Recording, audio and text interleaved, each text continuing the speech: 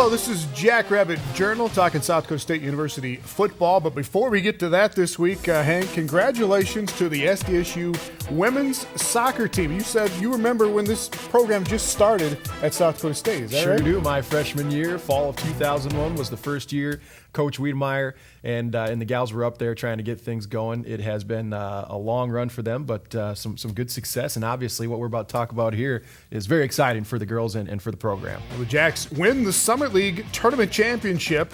Nicole Hatcher, a freshman from Sioux Falls, gets a goal in the final minute of regulation. The Jacks go on to beat Denver in the championship match. It came down to penalty kicks, and SDSU keeper Nicole Inskeep got a big stop during those penalty kicks, and then Tori Poole gets the final goal of the match, and the Jackrabbits win it, and the Jacks now qualify for the NCAA tournament. They will play at North Carolina on Friday. That's a 4 o'clock Central Time start, but congratulations to the Jackrabbit women's soccer team.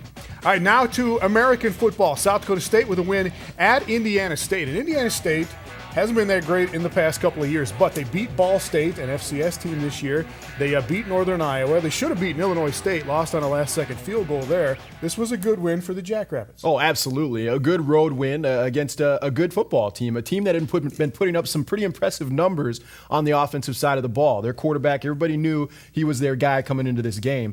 And the first half was a bit sluggish as far as the Jacks overall, but the defense, the boys in blue, they showed up last Saturday, that's for sure. And it was a tremendous effort on their part. And second half, the guys on the offensive side really got things going themselves. The Jacks did have 2 scoring plays. They went for more than 90 yards in that second half. We'll see those coming up in a little bit. But Stig says this was probably the biggest play of the game in his opinion. Fourth quarter, Jacks are ahead 18-9.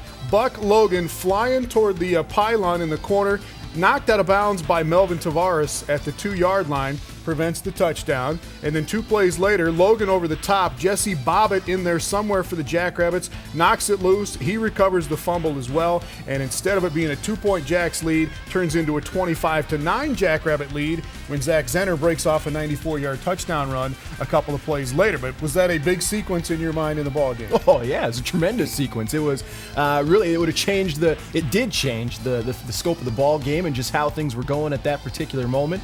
And like I said, the defense, they showed up from snap one. They were ready to go. Obviously had a great week of preparation, getting ready for the Sycamores down there in Terre Haute. And Coach Stig put it quite well there towards the end. That was a pivotal moment in this ball game. And he's always preaching, any play can be a big play. That was 2 examples right there. Absolutely. There were plenty of big plays this past Saturday, which made it a fun game to watch. It's do or die time for the Jacks, and they showed up. All right, Stig will take us through the big plays of the first half when we come back on Jackrabbit Journal. Jackrabbit Journal on Midco Sports Network is presented by Billionato.com.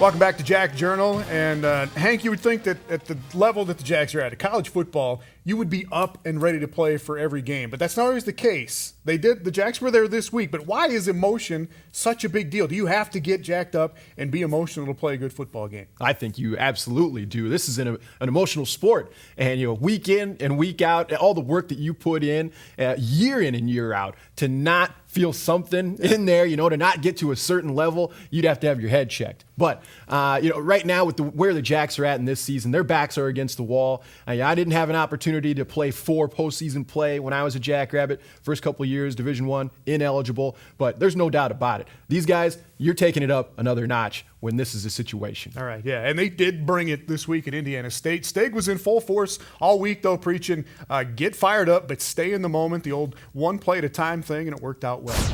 Win one play, win the next play, win the next play, just one play at a time, and don't worry about the score, just worry about the next play. And it always bears itself out when we go through this, that every play can be big, right? Oh, huge. Yeah, huge. And I told the team that. You never know going back at film, had you not done that or done, you never know. So. All right, let's get into the first half. The D-line came to play in this game, didn't they? They did a great job. I'm proud of them. Well, they had a chip on their shoulder. They had read some stuff about not getting any sacks, and so they rose up. Here you see Zach get some. Those were tough yards, man. They were 8 guys allotted to the run most of the time, playing man-to-man defense, and we had to battle. Xander had a big game. Get Jason Schneider going here early, and then a 3rd and 3 coming up, and Zenner's going to get stuffed right away. And the offense took a little while to get going, didn't it? Yeah, we did. Well, here we were too smart. We had the right call. We checked it, but not everybody got the check. This was a great call on 4th down. No, this is unfortunate because Cam deserves to be able to catch that ball. Austin, you see on film there's nobody there. There's 4 guys to go into the end zone, but you got to execute. And going back to what we said, every play can matter. And the offense would get going in this game. All right, next Indiana State possession here. J.R. Plody with the sack. Yeah, good job by J.R. He just bull rushed his guy and got close enough to grab the guy. Now that is really probably a coverage sack if you watch that and see he had no place. It looks a little weird with Zenner there, but he's just picking up a blitzing linebacker. Don't throw that football. There's too many blue jersey, only one white jersey. Throw it away, run with the ball, but don't throw that football. All right, defense, though, picks him up here. Get it on 3rd and 5, and a host of Jackrabbits here to make the play. Cole Langer there first. Yeah, really, guys getting off of blocks, getting to the ball. That was a draw play that we thought would have been a little easier to read. They did a better job of running it, but we got to stop. All right, get to the second quarter here. Still no score. Zenner's going to go 67 yards. Nick Purcell's number 71 there probably made a difference in the play, didn't it? Yeah. And now if he just lunges at the end rather than grabs him, I think Zenner is able to go the whole way. But, the nature is to try to stay on the guy, and we get called for the holding. Unfortunate for Zach because deserve those yards.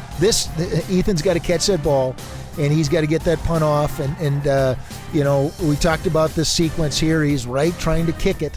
Thank goodness it went out of the end zone, and they just get a safety. All right, 2-0, Indiana State in the lead. And then they're going to go up with a touchdown here, get their only touchdown in the first half. Mike Parrish, great quarterback for them, but the Jacks pretty much shut him down. They go trick play on you here with the throwback to the quarterback. Yeah, it's hard to coach against all that type of stuff, and you just have to be in position, and they executed it. And, again, you're hanging your quarterback out to get whacked, and you need to take that opportunity. Buck Logan will take it in for the touchdown, and Indiana State is up 9-0. You concerned at all at this point? I'm not, because there's really one play that gave him 9 points. It was the blocked punt, and then we kicked the ball out of bounds on the safety kick. Don't throw this.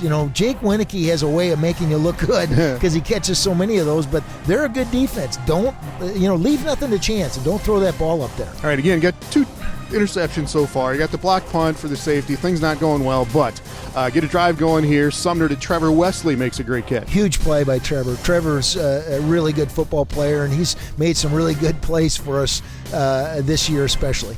Brady Mangarelli will make the next play here. Just a lot like Zach Zenner, bounces off of that first hit. Brady's a good football player also, and just battles, and I wish he'd have got in there because he gets us down there quite often, and then Zenner gets the pay dirt, as you'll see here. And then, bring Langer and Gottlob in there. Zenner with his first touchdown of the day on a 1-yard run. He would add another one later, of course. 9-7 is going to be the score at halftime, and one big play here at the end of the half. J.T. Hassel coming to make a sack.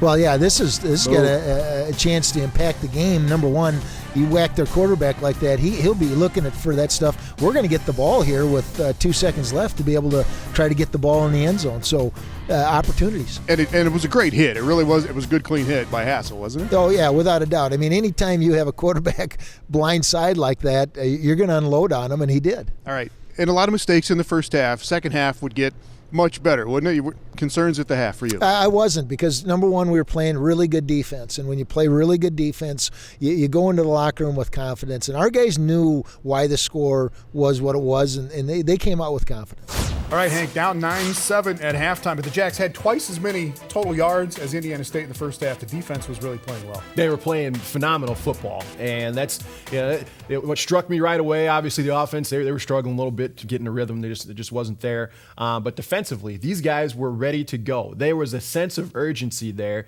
that has been there and then hasn't at times for this team. And so this was an impressive effort by the Jackrabbit defense. You can see it right there in the numbers, and it carried on throughout the second half. Yeah, they did put the O and the D together in the final 2 quarters. Back with the second half after this. Jackrabbit Journal on Midco Sports Network is presented by BillionAuto.com.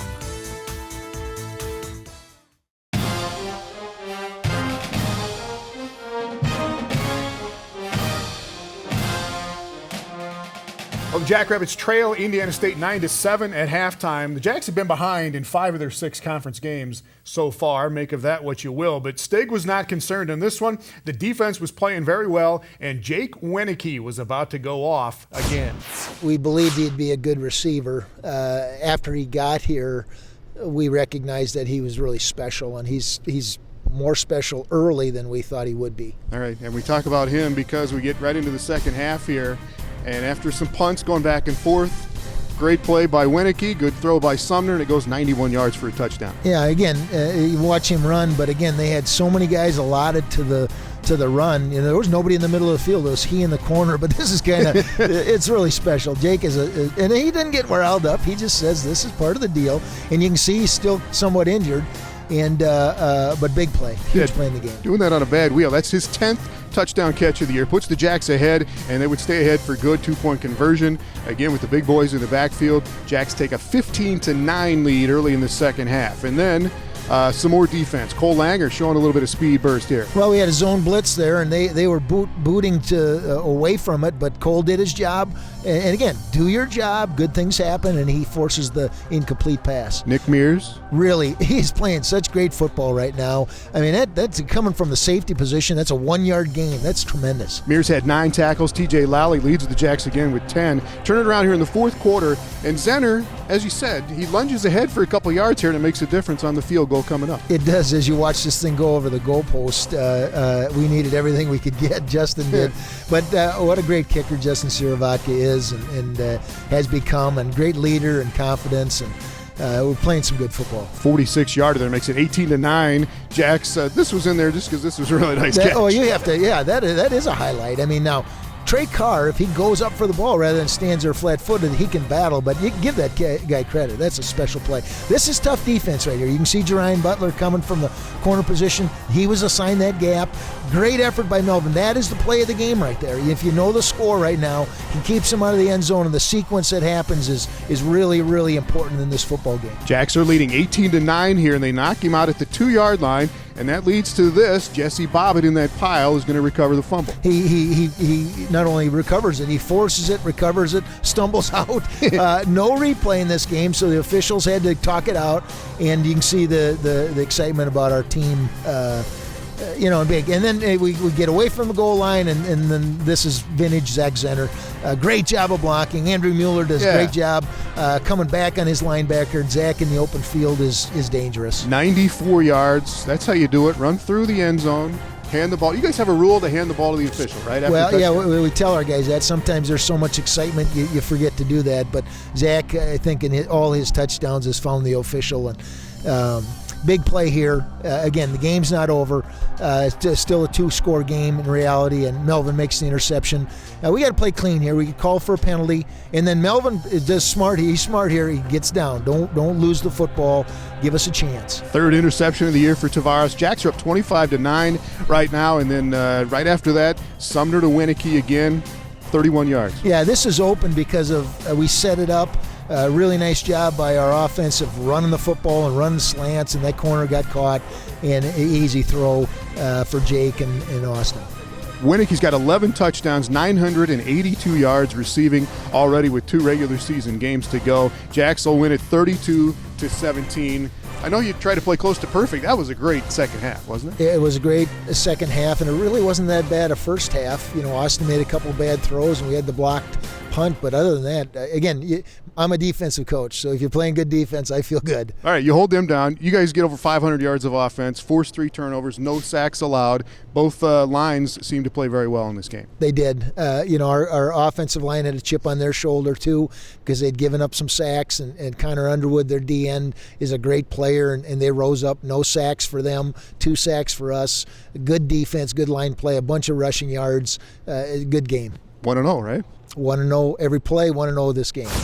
32-17 final. Zenner, Winnecke, the playmakers making plays in this game, Hank. Absolutely. Doing what they were brought into this program to do. Jake Wieneke, Zach Zenner, Austin Sumner. These guys, it's their time of year. And when it's this time of year, it's the guys, your guys, right? The guys that are going to make these plays that need to step up and make their presence known. And that's exactly what they did this past Saturday. All right, more on Winnecke coming up in a little bit. Why he should win the Jerry Rice Award this year. But first, the Jacks face Western Illinois on Saturday. Their quarterback just threw for 5 touchdowns in his last game. We'll talk about the matchup against the Leathernecks coming up next. Jackrabbit Journal on Midco Sports Network is presented by BillionAuto.com.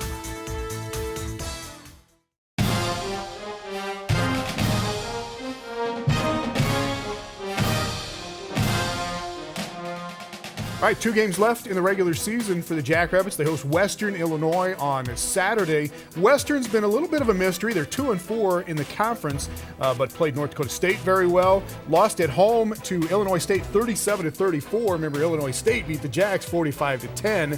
What do you make of Western Illinois right now? Well, this is a dangerous football team. You look on paper, and the statistics show that they're not one of the better teams in the conference. Standings show that they're certainly not one of the better teams in the conference. But that's just what you see on paper. And these guys, Jackrabbits, they're watching film on Western Illinois, and so they understand this is a talented football team. And if they don't prepare the way that they need to, they could potentially be in trouble at home in a pivotal game. All right, good quarterback. Trent Norville threw for 289 yards, 5 touchdowns as they beat USD last week. The Western Illinois radio guy says that Norville has gotten better as the season goes on.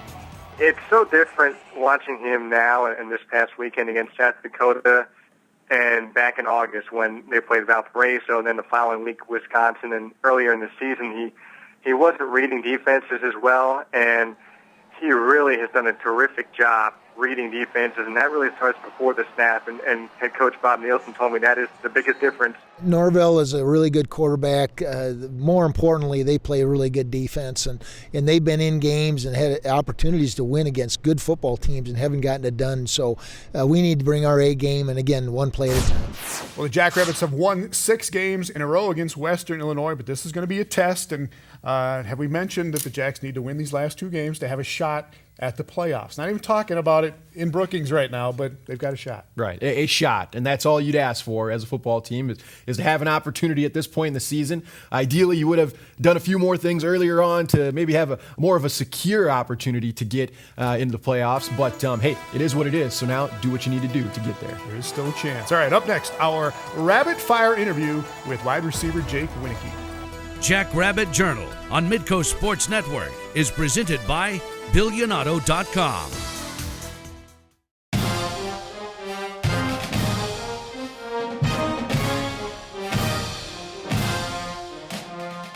Welcome back. All bias aside, and we are biased, but Jake Wieneke should win the Jerry Rice Award in the FCS this year. He goes to the top freshman or the top newcomer in the league. He's the only freshman in the top 10 in receiving yards per game in the Missouri Valley right now. It's not even close in the Valley, but there are 21 players on the Rice watch list right now. There are 3 other wide receivers, and here are the numbers, Hank, and it's not even close comparing him to the other wide receivers. No, it's not. It's a no-brainer. They talk about there's other positions that they're considering for this award, but this is a Jerry Rice Award. It should be a wide receiver that wins this one, and Jake Wieneke should be the guy to get it this year. Really, I mean, regardless of what happens in the next 2 games, even though we know he's going to make some plays over the next couple weeks. Yeah, this is the 4th year for the award, a wide receiver from Eastern Washington. Won it last year. There's a running back at Fordham named Chase Edmonds who has 1 fewer rushing yard than Zach Zenner right now, and he's got 20 touchdowns on top of that. He's having a good year, but they do consider all positions. There are linebackers and defensive players up for this award. The winner is announced on December 15th, but Wieneke is certainly making his case. And Jake Wieneke is in this week's Rapid Fire interview. It is 10 quick questions about random stuff with David Brown. Pew, pew.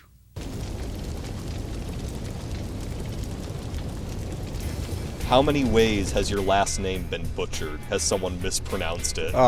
There's been about 19 different ways, I guess. I don't know. What's the worst one you've ever heard? I don't know. The most common is probably just Wieneke, and I don't really mind it. But it's Winnecke, just for the record. Yeah, it's Winnecke. So. All right, you grew up in Maple Grove. What's the best part of the Twin Cities? Best part of it is Maple Grove, just the football field. Me and my friends did a lot of pickup games on that field, so I got a lot of memories there. You mentioned your name's been butchered 19 times. 19's your number. Why are you number 19? I don't know. I've been it since freshman year of high school, and I just kind of fell in love with it, I guess. So it's not for a specific player. It's just sort of what you got. Yeah, and I love it. Who was your football idol growing up? Football idol, Randy Moss. But, I mean, right now my favorite receiver is Demaryius Thomas, so watch a lot of his highlights, try to learn stuff from him. This is sort of going back to what I asked earlier, but what are your thoughts on your success this year? Did you think you would be this successful right away? I was definitely hoping for it, and I didn't really know what to expect. I mean, I just wanted to help the team win games. So. What is your favorite Coach Stiegelmeier catchphrase? I don't know if it's really a catchphrase, but my favorite thing he says is Romans. He talks about Romans 12:2. He calls it football 12:2. And just not to conform to this world, he says, go against the flow. So, very cool. Who is the funniest teammate? I'd say Austin LeBlanc. And why is that? He's the boss. Who would win a 100-meter race, you or Jason Schneider? Me. Not close. Not even close. I'm bouncing on him. What's the best part of Brookings? Best part of Brookings? Young Hall. What? Although I lived there last year, this year, I call it the second floor project. So. And then finally, do you have a pregame ritual? Or any superstitions or anything you have to do before a game? I don't know, I just like to listen to some music, some Lecrae, and just pray. Simple enough. All right, Jake Wieneke, thanks for playing. Thank you. Our thanks to Jake Wieneke, thanks to Coach Stiegelmeier. Jacks and Western Illinois this Saturday. Get to the game and support South Dakota State. Check us out on YouTube and Twitter. We'll see you next week on Jackrabbit Journal.